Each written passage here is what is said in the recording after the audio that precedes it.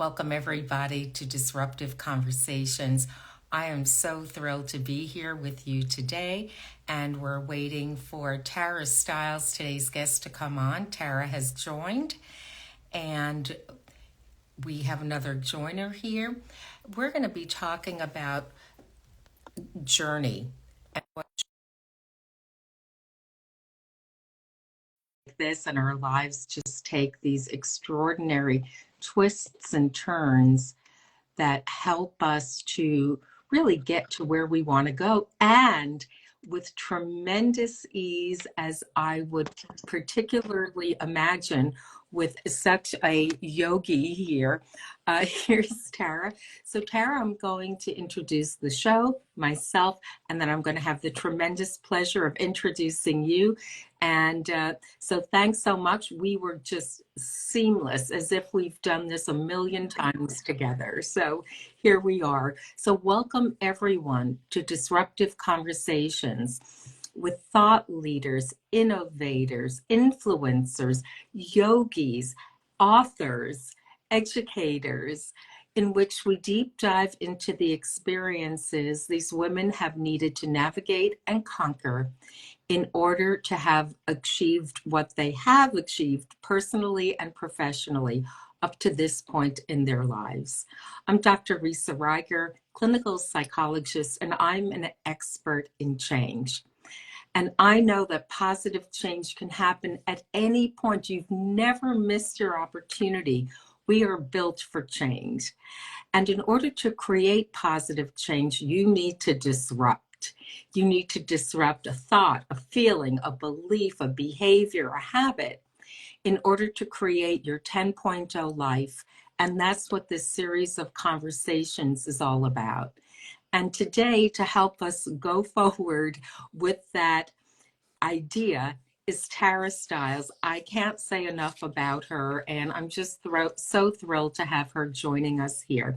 So Tara is the co-founder of Strala Yoga, which she'll tell us more about, and is a massive global movement in yoga. And I know that sounds sort of funny for movement, and yoga is about movement, but it's a whole new orientation to yoga. In addition to that, Tara is an author many times over, and she has been a disruptor and a thinker and innovator in the area of yoga. She is in 100 countries. I wasn't kidding when I said global. And she has been profiled in the New York Times, the Times of India, the Times in the UK. And if you can think of a national or international publication, I'm sure that Tara has been there. So without another moment, Tara, welcome. I'm so thrilled to see you here. Oh my goodness, I'm so thrilled to be here and to learn from you, and thanks for wanting to talk with me today. I appreciate it. So is there anything in your bio that you would like to add to that you'd like people to know about?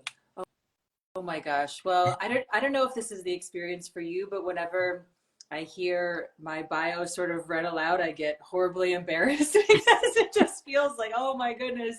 But I just feel so grateful that I continue to get opportunities, or like we were talking about earlier, just create opportunities to share yoga in this easygoing way. And I feel so lucky to have community around the world to do that with as well. I just feel it's all a big gift. So thank you for having me. Well, you're my today gift, and your impact goes on for longer than one day. So if you could, just we were just talking about, I was just talking about change and positive change needing disruption. So what is it that you needed to disrupt in yourself in order to have created what you have up to this point? Oh my goodness. I'm not sure if this is similar to you, but I have a feeling that it might be. But when I started sharing yoga, it came from this sort of whack on the back of the head feeling, like I want to do this in a way that's not dogmatic, that's not rigid, in a way that feels comfortable for the people that I knew weren't doing yoga, my friends, my family, the people that I was meeting that were just, not taking care of themselves. They didn't feel included or invited. And it took me probably until the last couple of years to figure out sort of where that came from within myself, sort of Okay. a subconscious thing. But kind of looking back and how I grew up, and I had a big sense of space and ease. I grew up in the middle of Illinois in the woods, and sort of just normal childhood in a way. But I had this sense of ease in my life, and when things started to get harder in teenage years and early 20s, yoga seemed to be another hard thing on top of that.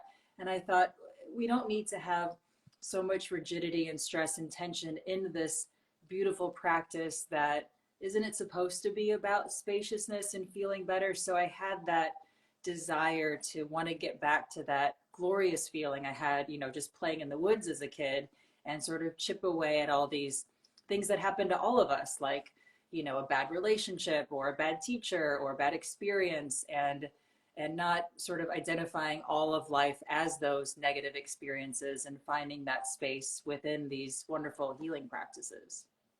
You're reminding me, I hadn't thought about this, but you're reminding me when I was a teenager, I took yoga with someone who taught it, because it really wasn't taught in the schools then. It wasn't part of like what one did. That was like very mountaintop, very like, and but I went to this yoga person, was semi-private with another friend, and we needed to be serious. We needed to really, really be serious. And getting a teenager who wants to do this and then wanting them to be really serious was very much the space that you're talking about. Like, how do you go in a welcoming kind of way? Yeah, that was I almost felt a sense of injustice is such a big word, and I feel like it's appropriate for bigger problems, but I did feel like this small injustice with yoga. Like, yoga's this amazing thing, and if somebody goes in and feels like they can't do it because maybe they have the giggles, or maybe they're 21 or they're 18, or they've come from a really religious background and they don't kind of identify with this other philosophy, there can be a lot of just pent up nervousness about all of that. And I thought, okay, there's got to be a way to break down these barriers a little bit, not just in the way of talking about yoga, but how you practice in a more comfortable, in a more easeful way. So that was kind of, yeah, my whole exploration. Like, how can we just get everybody involved in this wonderful practice? So, how were you introduced to yoga, and what was, how did that morph for you? Yeah, I got really lucky. I had a great ballet teacher growing up in high school and kind of beyond, Rory Foster, and he was dancing with American Ballet Theater in New York in the 70s. So whatever yoga was passing by New York City was the yoga that he was interested in. And he brought in this really simple hatha yoga teacher to our ballet program for relaxation and stress reduction. That was kind of the pitch, Yeah. And I remember just walking in and seeing this person, and he was just sitting there in the front of the room, happy for no external reason at all. And from that moment, I thought, oh my gosh, I want that. I want that secret that this person has, and I want to carry that through my life. So the class, I don't remember really much about it. It wasn't very stylized. There's a million styles of yoga now. It was just really simply that experience of connecting with myself in a way that felt natural and easy, and also teaching me in this really comfortable way how to be not so panicked in my body and in my mind and my life. And I thought, this is amazing. And then my second thought was, why why didn't we do this before? Yeah. Yeah. Yeah, Yeah. for sure. And, I think what people sometimes don't realize, you started as a teenager, which is amazing, is that there's so much stress. And in our lives, when we're in school, we're taught about, about the ABCs, and I talk about the apostrophe Mm. S. And the apostrophe S is learning about self. And, what's been your experience with yoga and learning about yourself? Yeah, that first class I feel like was my big first experience with being taught something about self from somebody outside of myself. And it really felt like a remembering of all Mhm. those sort of happy blips of childhood or memories or those kinds of things when I felt safe and calm and at ease. And then I was hooked. I wanted anything that anybody could give me. My ballet teacher saw that I was super interested. I think I just sat next to the yoga teacher and was like, teach me more. And he gave me the book Autobiography of a Yogi, and I read the whole thing cover to cover and saved up some money. And that Christmas break, I went to the San Diego Center on the back of the book, and just went from one place to the other place in my kind of free time, and just tried to take any class or any experience. I mean, back then it was the late 90s, and still yoga wasn't on every street corner. There was Mhm. healing sessions, and I went to like Reiki and Shiatsu and anything that had a spiritual idea. I would just kind of go and find these places, and sometimes it was yoga, but it was all kind of related to the idea of self, like you said. And I was just, whatever I could find, I wanted to learn more about myself and about the world that was teaching this to people. Because sometimes yoga is talked about as meditation in motion. Mm-hmm. And could you just share some thoughts? Yeah, I definitely connect with that idea of meditation and motion, especially coming from my background. My whole life was dance, and yoga for me started to feel like dancing with the world and with myself and with nature and with people, and this sort of ultimate forest, experience of life. So this idea that we're always in motion, whether we're still and just very gently moving with the breeze, or whether we're moving from center and moving in more big kind of sweeping ways. What I loved about discovering yoga was you can do all of these different positions or poses or postures, and all of these different things in different ways that are great for your body and your mind. But when you link them together, they become this nice one giant sort of experience of meditation and motion. The pose sort of becomes one frame in this entire beautiful forest, or like an experience of a movie or something like that. So I always loved that way of looking at yoga, instead of focusing on um, this idea of, oh, that position is really challenging or that one is easy, but you kind of just do the whole thing as best you can and calm yourself in the process. And then the more interesting thing is noticing how you feel and noticing what's going on in that experience. Just listening to you, I'm just feeling this. And that isn't necessarily what happens every time. I mean, we can go in and people don't have to be in a certain state inside themselves in order to start, right? In order to say, yoga at this point in time sounds like a great idea to me. And you've taken yoga and you've just made it accessible in so many different ways. So I'd love to hear more about that. Yeah, I think it really relates to your way of putting this meditation in motion. And what I would see with a lot of my friends and people that I would just start talking to about yoga when I first started learning about it was people would be afraid of these positions that looked really challenging. Or, like you said, they would say, well, I'm not calm. I can't do yoga. I can't quiet my mind. I'm always thinking. Or I want to go for a run. I want something more energetic. And that got me really excited to show yoga in a way that it is a continuous motion, and there's nothing magical that happens if you stand up and fold over and touch your toes with straight legs. But if you bend your knees a little bit, if you can't touch your toes, if you bend your knees a little bit, soften the position and soften your mind, then something incredible does happen. So I love taking this mystery away from the pose being something that if you can do it, yay, you're a winner. And if you can't, oh, it's okay, just keep working toward it. Taking that completely away from the goal and saying, well, focus on what you're doing and do it as best you can, really, really well. Move from your center. There's so much else to do that's more exciting than if you can put your foot on your head or not. And when you start moving like that, your body becomes more capable, your mind becomes more capable, you end up being able to do so much more than if you were just sort of gunning for the one pose, which I feel like is still, to this day, one of the biggest reasons that kind of kicks people out of this idea that yoga is for them. They see a picture of a really flexible person and they say, "Oh, that's not for me." So, Yeah. Yeah, actually, my husband is one of those people, like nice. no Mm. flexibility. It's actually quite remarkable how inflexible, you know, his body is. And yet he really has made forays into yoga, and you do what you can do. And I love the idea that you're talking about. He was actually doing it because he was having trouble with his Mm. back.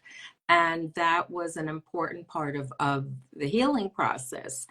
And I love what you're talking about, that it's not kind of, goal driven, although you can have want the feedback of being able to do something maybe a little bit more or a little bit deeper than you were able to do before. But I wonder, how do you help people when you talk about soften the grip of having to be, I need to be able to go in and to do that headstand. Yeah. It's so amazing. I learned this when I was starting to go to Germany in the beginning of my teaching, and it was really funny to kind of play with this European idea that Americans are all about like getting more, And I would go there, and then I realized it was a universal experience, and I would start to explain softness, and my European friends would say, "Okay, that's really nice to soften when things are good. I can relax and be at easy." But when I'm in the warrior too, I just need to kind of go for it. So we had this whole moment of exploring that, and I said, okay, let's get into warrior two. Put yourself in the exact right position that you need to be in. Forget about moving in and out of it. Just be there. Then notice the effort that you need to be there, and then notice the effort that you don't need to be there, and then realize all that effort that you don't need to be there that you're putting back in is literally just holding you back from staying there as long as you can or doing more when the next movement comes. So in life, if you're kind of like, "Oh, I'm just going for it," I love this idea that feeling of adding extra energy or extra stress is actually holding you back from your potential, which everybody loves to talk about that. So I said you can get more if you relax while you're doing the hard thing. So it's not about being lazy. It's about this concept of using what you need, resting what you don't, which is an old concept called Wu Wei and in Tai Chi and all of the healing arts that literally just says that conservation of energy for yourself. You're working hard, but you're not adding sort of mental stress and extra physical effort to that hard work to reach your goal. And then you can do so much more, which, then we play around with, we'll hold a plank pose and one person will hold it with like the most energy that they can, and then the next person will just hold it in the easiest way possible, and that easiest way possible person always can stay longer, even if they're like me, a scrawny person next to a big kind of muscly guy. It always wins, which yoga is not a competition, but in those in those little exercises we can teach ourselves that stressing ourselves out is not productive. In the movement you actually get more when you wu wei yourself. So That's so important because it's so counterintuitive. mhm. And I think that another way that translates, and I'd love your thoughts on this, is the idea that we have to be, you know, you really did a terrible job with that, and you need to get back, and that was awful, and that was miserable, and you really were just a misery. And that somehow, if we're brutal with ourselves, if we're extremely harsh, that means that we really mean it. Yeah. And yet, that is exactly where we can really be hijacked and have the energy and the focus taken. We give it away, we throw it away. And so it sounds like this is very much in keeping with what what you're talking about. Um, it seems counterintuitive.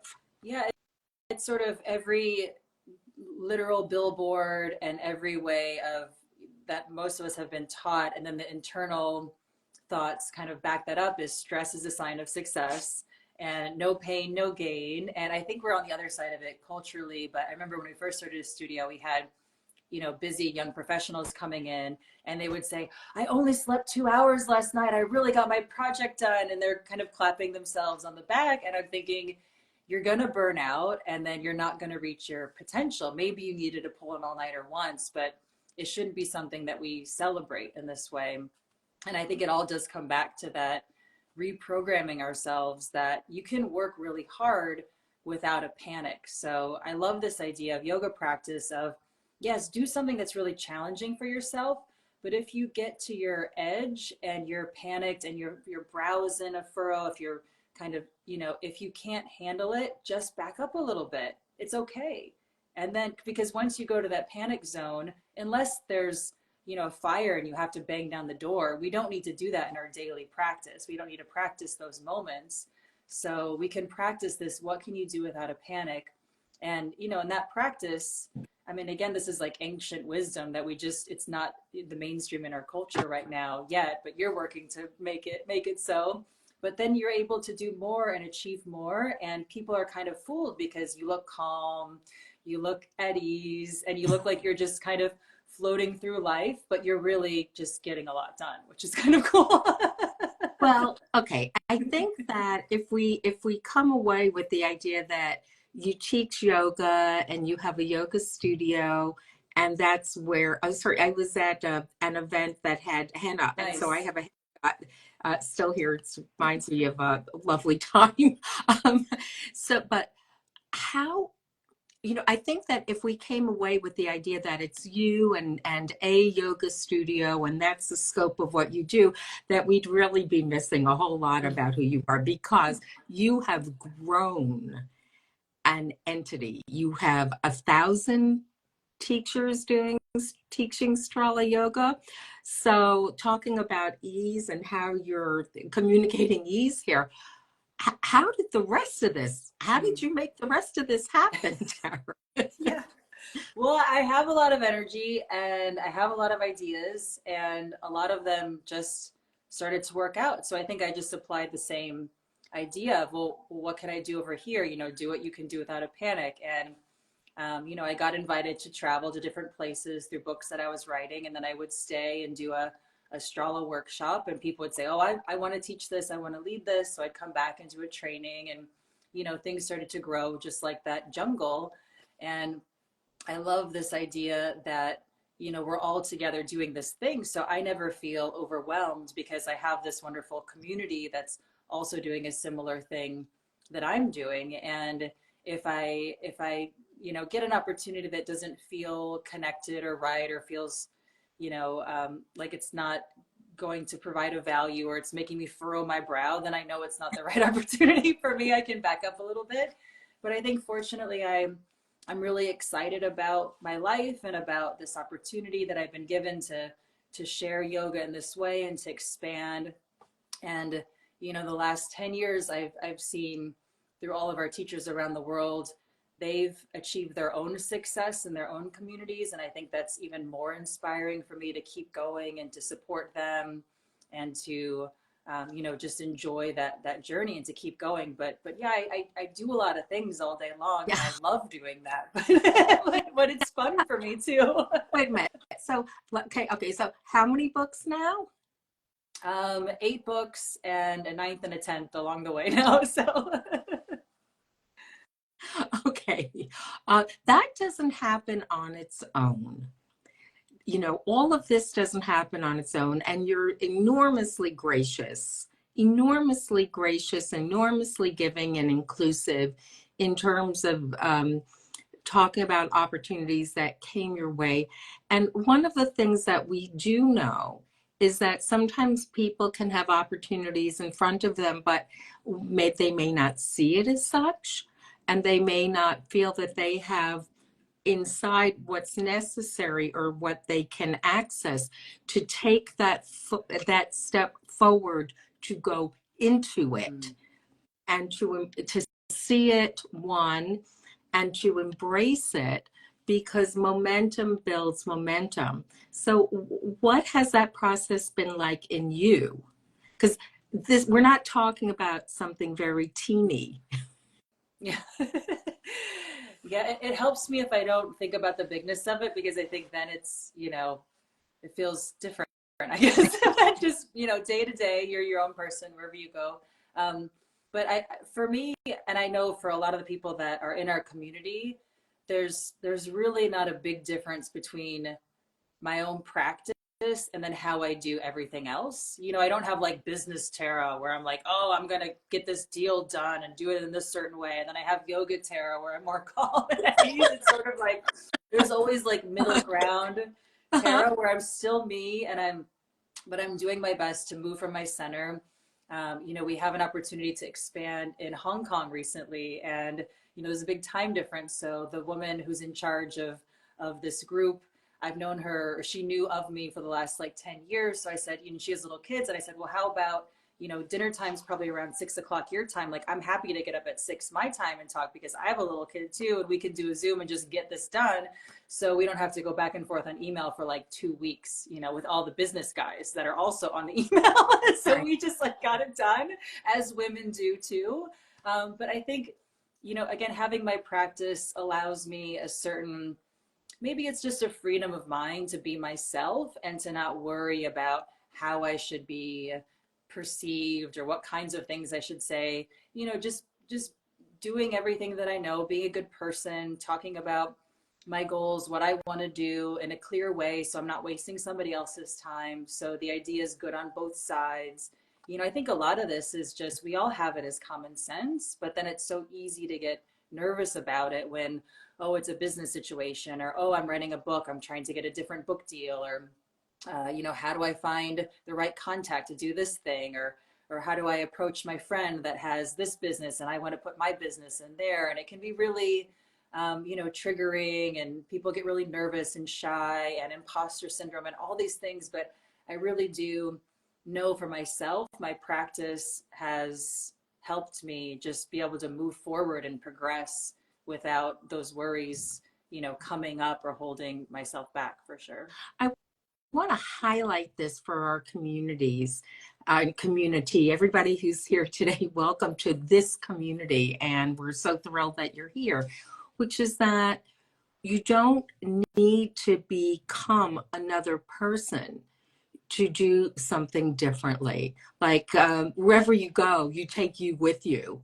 And that if there's this expectation that you have to be not you in order to do something, that's a space that to really think about in yourself. Like, like what you've been doing, which is like, I can be me and write a book. I can be me and do a business deal. I can be me and do all of these things that you're doing. How did that formulate for you? Because Sorry, that's I okay. think I have the allergies. Yeah, yeah, yeah. I think I'm just excited to do things. I think that really is what it comes down to. I mean, maybe a little bit my upbringing as well, but you know, there's no one's gonna come. At least I felt this way for me. No one's gonna come and save me or discover me or pick me out of a crowd and put me somewhere else that's better. So I thought, well, why not? Just start going and doing things, and little by little, see what I can do, and not going from 0 to 100 or saying, I also just don't really have these massive ideas in my head, like, oh, I need to have, you know, these 5 things happen. I have ideas that I'd like to move through, but I'm also excited.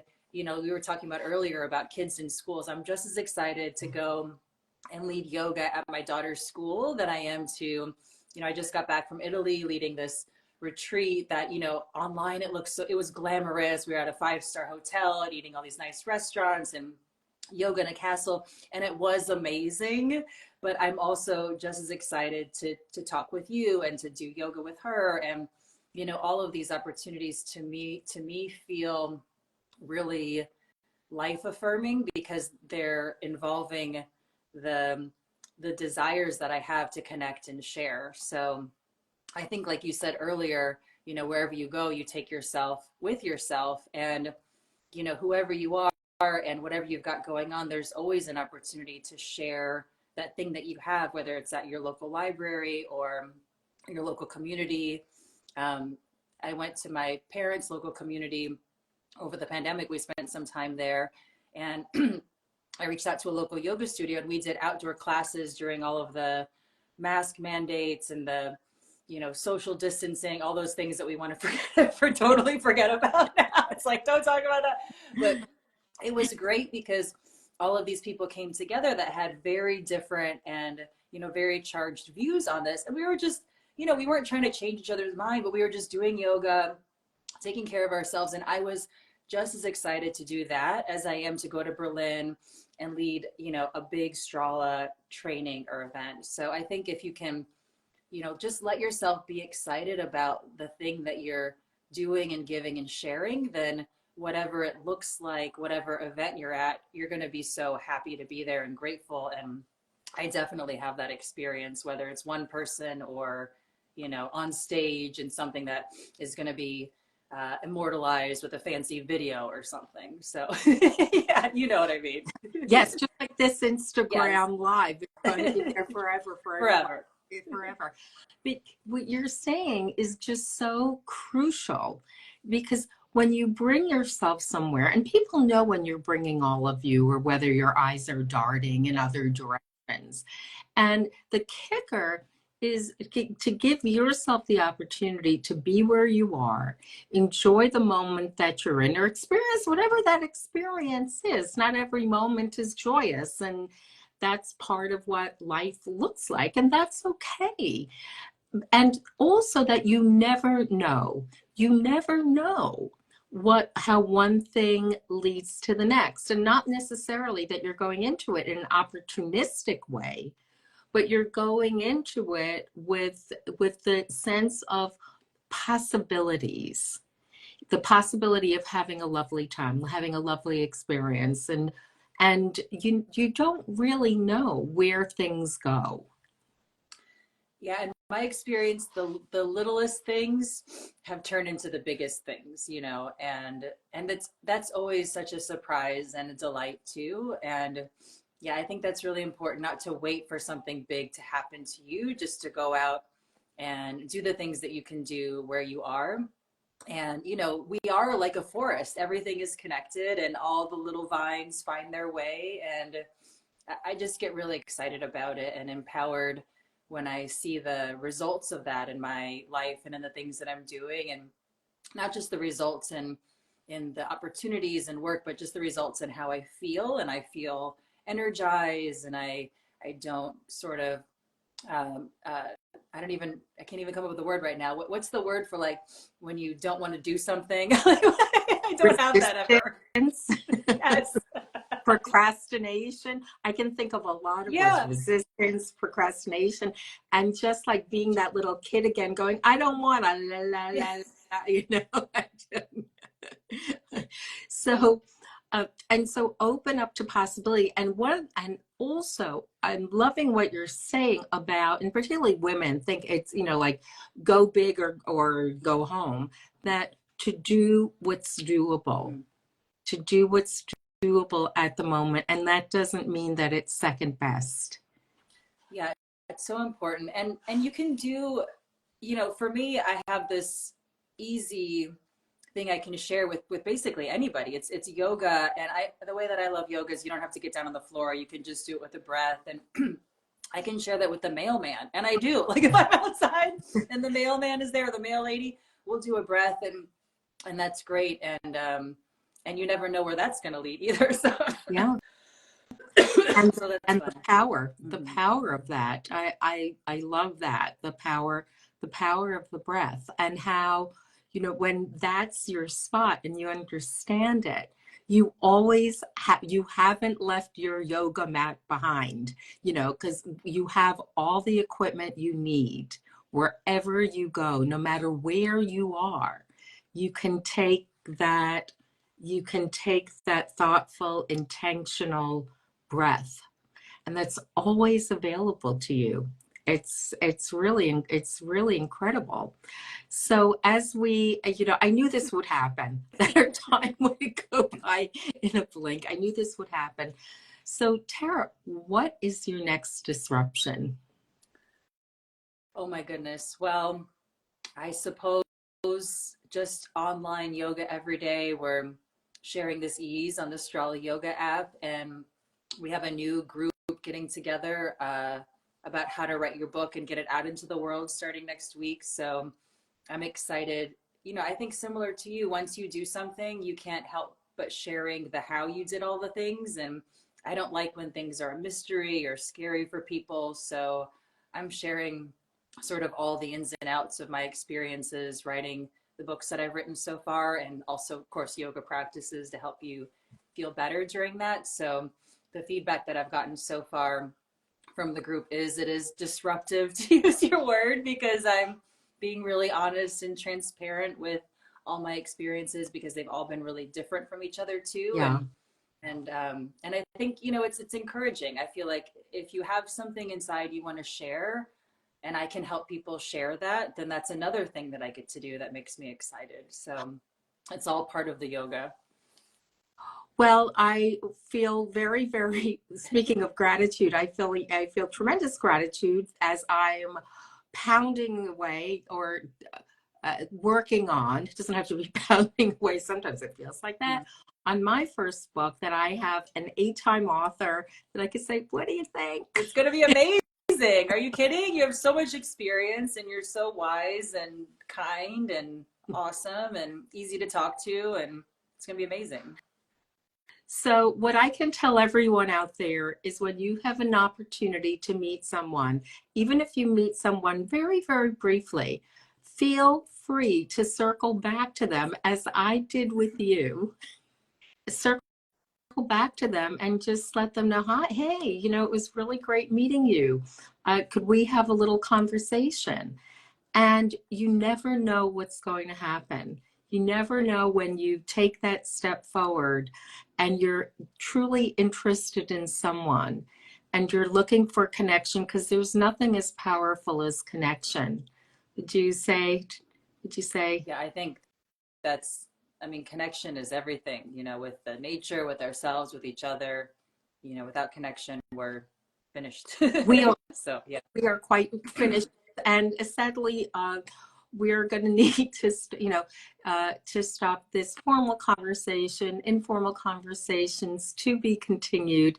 And we're just going to take a moment. First of all, I want to thank you so very much for sharing your heartfulness, your thoughtfulness, your experience, your wisdom, and what you have learned, globally, as you sit here with us today, and that we are the recipients of not just this moment, but all of the moments of your experiences that has really cumulatively led to this moment in time. So I can't wait for our next moment in time. Thank you so very much. I know everyone listening in, for those who couldn't make it today, know that you'll be able to tune in.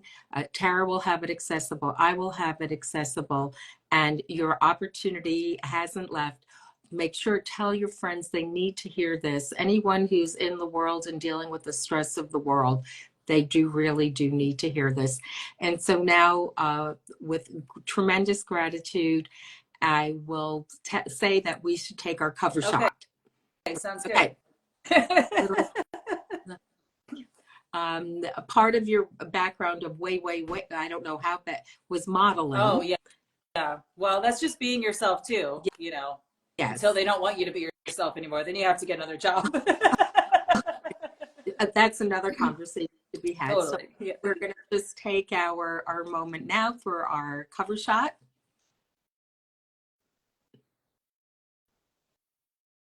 And one more.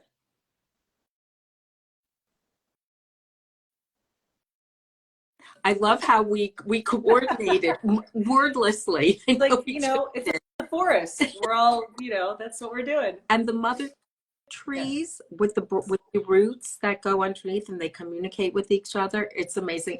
That conversation to be continued. Thank you everyone for coming to Disruptive Conversations. This was a great disruptor today. Don't forget to show up next time, and remember, positive change can happen at any point. See you next time. Just the cats.